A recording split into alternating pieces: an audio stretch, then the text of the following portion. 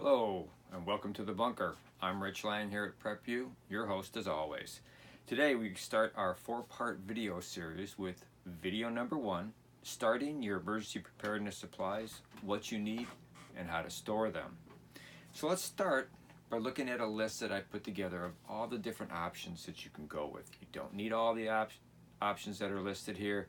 It just gives you an idea of what's out there and what you should really have in your stockpile. I want to do a disclaimer here real quick. Unless you have a ton of disposable money, you don't need to go out and buy everything all at once. Start small. Start with what you have in your home and enlarge from there. But be responsible about how you're doing this. Don't break the bank. All right? So like I said, this list is lengthy and broad, but my purpose is to give you options. And again, you don't have to get everything on my list because it might not work out for your situation. So number one, right off the top, water. You need enough water based on how many people you have in your family for at least a week. In different ways you can do this. You can do it in bottles, individual bottles, gallons, or 5-gallon containers. They're basically a collapsible plastic water jug. And you don't have to fill them because there's other sources to get your water from, and one of the greatest places is your water heater. 40, 60, 80 gallons of water. If you got tankless, you're kind of out of luck right there. And especially if you know that there's going to be an issue with the water, you can fill up your bathtub. You also have options of if you own a swimming pool or a pond. And you're probably going, swimming pool and pond, I'm not drinking that water. Well, I'm not asking you to drink that water straight. What you want to also get a hold of is something for purification. What I like and what I carry in all my bags and all my cars is a LifeStraw. Check it out on the internet. They're great. You can buy them in 5-packs, so you have a bunch, but everybody should have one in their kit. There's Katadyn tablets. There's also the pump style. A lot of campers will know about the pump style. You can do for your Nalgene, you can do for camp water and stuff like that. There's also Camp Gravity purification systems out there. They're large. They're good if you have a large group. And if you're on the coast, there's also, believe it or not, personal desalination units, which you're never going to run out of water that way if you've got something, a source like that. So beyond water, then we go into food, and there's different ways to store your food. Obviously, you can get canned goods and boxes and stuff like that from the grocery store, and that's a great way to start. Then you can move into your MREs, your freeze-dried, dehydrated items. You'll find that stuff like at REI. You can either find mass quantities at like some of the warehouse clubs will have them. Check the internet again. Internet's a great source, and a lot of these companies, Food for Patriots and some of the other ones, they'll have sales on 72-hour packets for a very reasonable price, and you can pick up one of those for each person, and that's a great start. But above that, you're going to want to think about condiments and spices, because food can get pretty bland after a while, especially if you like spicy foods. You're going to want salt and pepper, paprika. You're going to want other stuff like that. If you're going to do canned goods, you're going to want to look at shelf life. You're going to want to rotate, and we've talked about this before. If you're going to rotate early and often and donate that food. Get it to a food pantry, get it to a homeless shelter, help out other people that could use your help. Along with the food, something you're going to think about is you need utensils, you're going to need pots, you're going to need pans. If you're a camper, you have all that stuff. Just gather it up, put it all in the same place. Warmth is really important depending on the weather. You also need in that is your stoves and your fuel for cooking. Please store the fuel outside. Being a fireman for so many years, I've seen if a small fire in the house, it can get worse by storing your fuel, your sterno cans indoors. Matter of fact, I saw a great video on how someone has taken a sterno can and basically made a stove out of it. Instead of having one flame in the middle, they poked holes all the way around it, and you get fire all the way around. So it's a really great way to cook food. Also with warmth, people don't believe it, but just candles. Put them in your car, especially in the wintertime, how much a little candle will keep you warm. Of course, you're going to want warm clothing. You're going to want, especially want rain gear, good rain gear. You're going to want to gather that up. Blankets, coats, and if you're on the road and you can't get where you need to go, you're going to want maybe tents, ground cloths and stuff like that. Going back to Maslow, another item in there was rest, because you are not going to be able to operate if you don't get some sleep. So you're going to want to make sure that you have sleeping bags and pads, because the ground can get pretty hard. Pillows are nice to have. We all sleep on pillows. You can always use a coat, couple shirts, and roll them up and use that for a pillow. Along with that, blankets. For that, some guys have hammocks. There's some great hammocks out there to get you up off the ground, away from the dampness and the bugs. Mosquito netting. Make sure you have mosquito netting. You can't get any rest if the bugs and the black flies are biting you. Let's think about hygiene too. You're going to want to store extra for hygiene. Soap, deodorant, toothpaste and brush, lotion, lip balm, wipes, hand sanitizer. And guys, ask the girls what they need. We don't know what they need. Well, we have an idea, but we don't know what products they like. Make sure you have that on hand also. Another item, a lot of people might think I'm crazy, but adult beverages. At the end of a hard day and you're worried, it's just nice to relax. And I'm going to show you something that you can use those adult beverages for later on. I do want to say another thing, though I'm not real big on energy drinks. You should have some of those in your stockpile, because you might need those. 5-Hour Energy, any one of the other ones that are out there, it's good to have. Your safety needs, stuff to pack for safety, your firearms. If you don't have one, and if you don't believe in them, that's fine. I have no problem with that. But get something else to protect you, knife or whatever. But along with your firearms, ammo, lots of ammo, and there's multiple reasons for the lots of ammo. And don't forget the cleaning supplies. Have your cleaning supplies available with you all at the same time. Knives, we talked about protection, clearing, like in machetes. If you're a hunter, you have certain knives for skinning and dressing out your kill. Also, you need knives for food prep. Lighting is going to be important, because it isn't always going to stay light. You're going to want personal lighting, flashlights, headlamps. You're also going to want a camp light, something that's pretty large that you can use, something about this big. That uses D-cell batteries. You can also get solar ones. Don't forget about personal protection. This is important. Bulletproof vests are nice. Depending on where you're going and what's going on, it's always nice to have that. Glasses, if you wear glasses, get an extra pair. If you have reading glasses, get extra ones. Also sunglasses, goggles, and gloves. Your hands are really important. You don't want them getting all cut up and infected, because then you can't work. You'll be miserable. Also medication, not only your prescription medication, which you should get extra, but don't forget about over-the-counter. Antibiotics, ibuprofen, acetaminophen, cold medicine, flu medicine, stuff like that to have around. And again, I know they all have shelf life, so rotate it into your regular medicine cabinet is nice to have.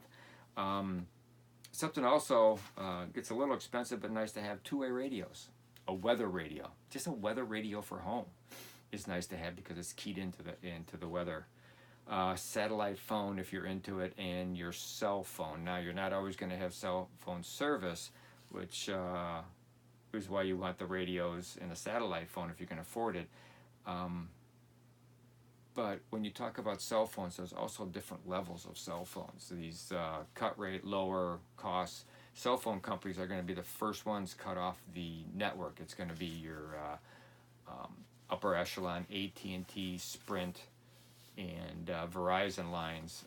You'll pay for them, and you can only get one line per family, but they're the last to be cut over their phone wires and stuff.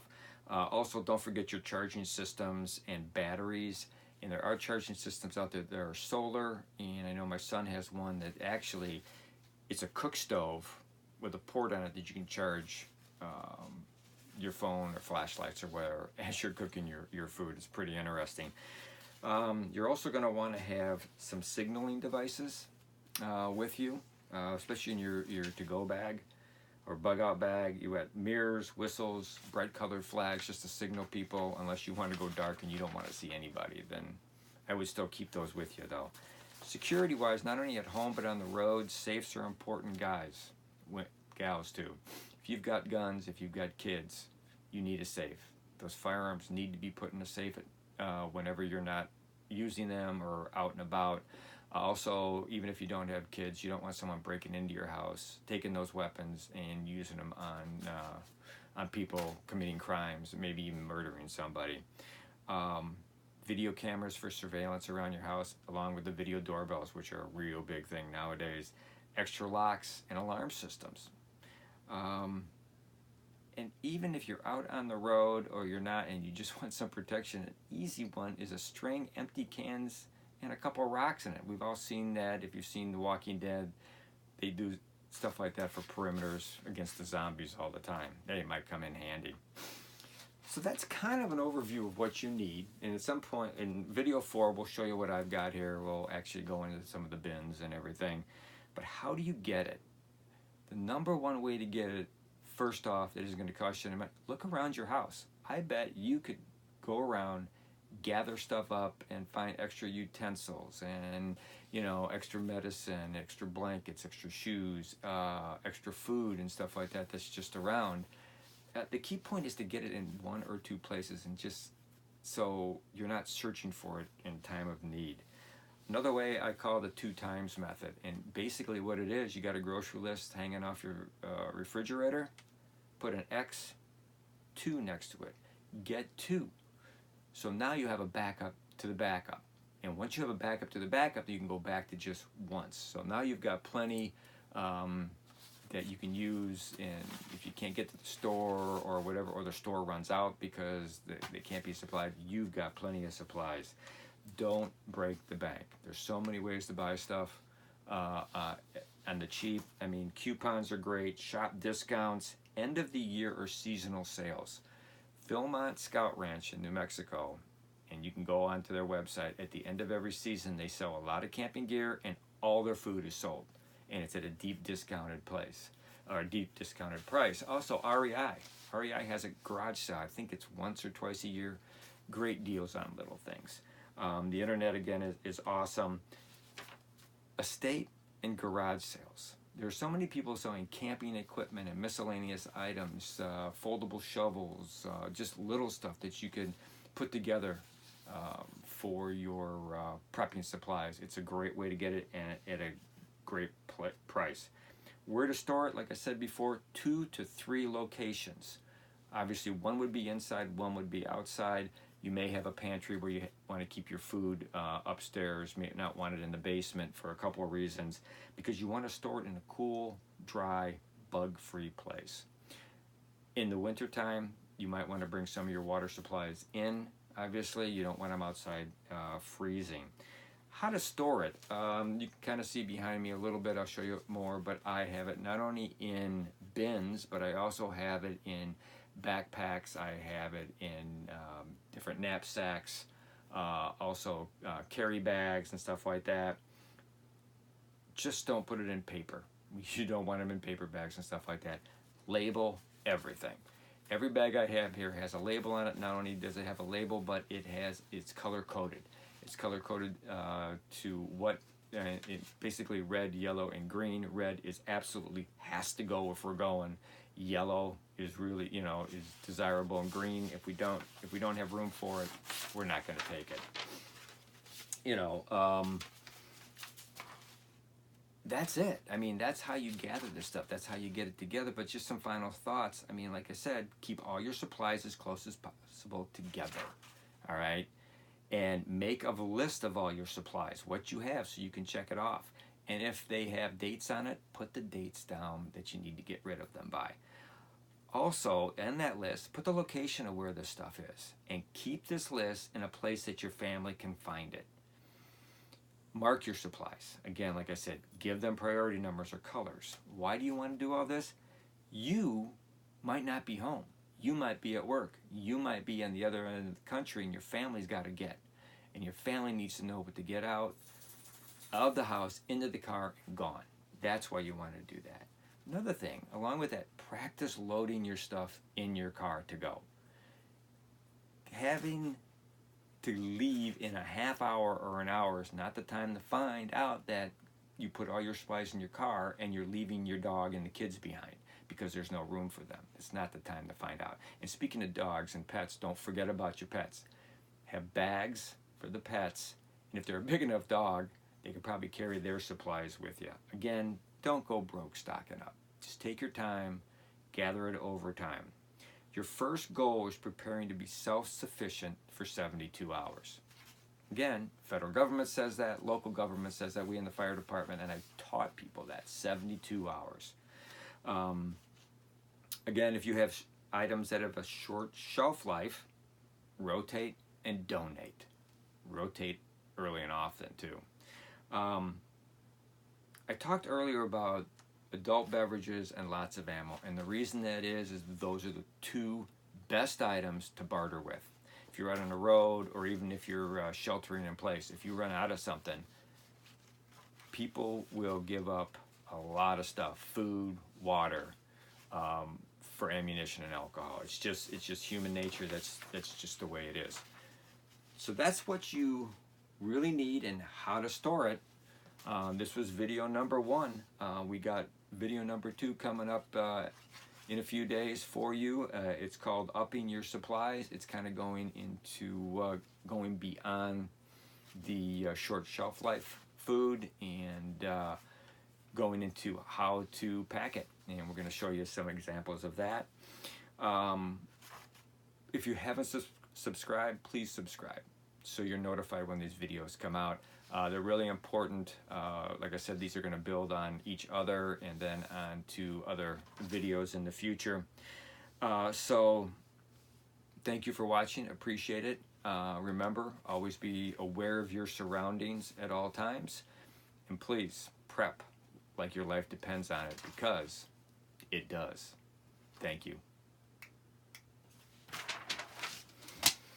All right. Oh, that's not